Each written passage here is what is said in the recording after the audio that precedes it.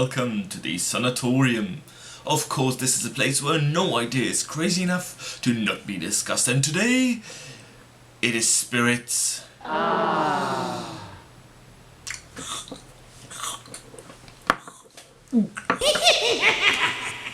Recently, I've had yet another discussion about how wonderful it is to be spiritual.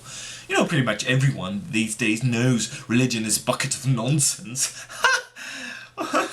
I wish. No. Religion isn't cool anymore. Kinda. What I hear a lot these days is something like, oh yeah, totally. I'm not religious, you know, but I'm very spiritual. I'm not a jobber now, you know, but I am a complete and total foppadoodle.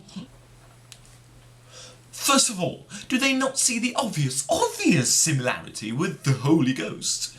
I mean, they do say in nomine Patris et Filii et Spiritus Sancti. Spiritus Sancti? I mean, you don't have to know Latin to guess what that means. Or the fact that the name of God should not be enunciated as it automatically limits its omnipotence, omnipresence and omni-whatever. What do you think spirits or energy or the bloody force refer to? It is but a different word for the same or almost the same baloney. You know too that this spirituality thing often encompasses beliefs of the immaterial kind, the intangible, the mystical. So basically you are trying to look for a ground that is common for all religions, that something greater than ourselves. Sound familiar?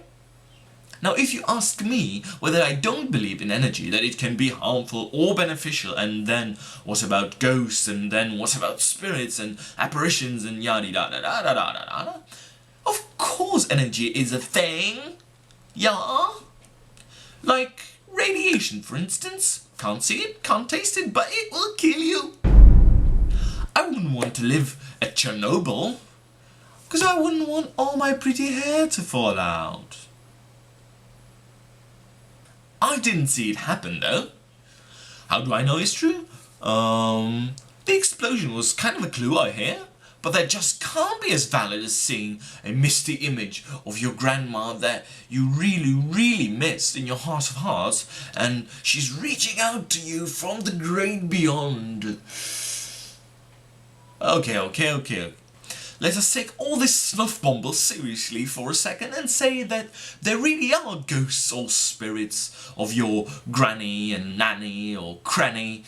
You loonies say that these are all manifestations of their soul or energy or inner spirit, although sometimes it's probably just the smell, really. Ugh. So we know that these entities used to be more, namely a soul and a flesh.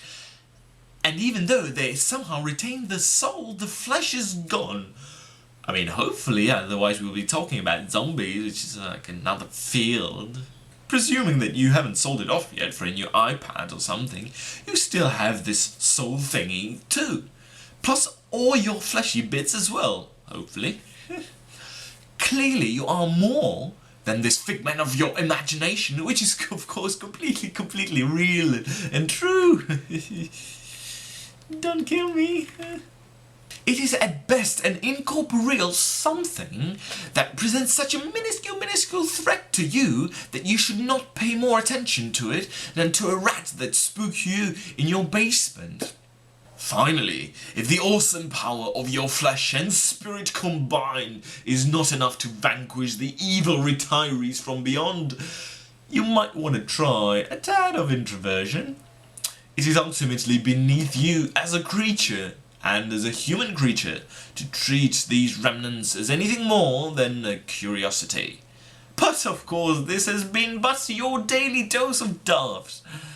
And I do want to hear from you, lovely inmates, so do comment questions, just and subscribe. And I will see you next time.